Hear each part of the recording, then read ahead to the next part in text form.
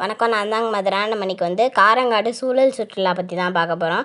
காரங்காடு ராமநாதபுரத்துலேருந்து தொண்டி போகிற வழியில் கிழக்கு கடற்கரை சாலையில் தான் இந்த காரங்காடு சூழல் சுற்றுலா அமைஞ்சிருக்கு.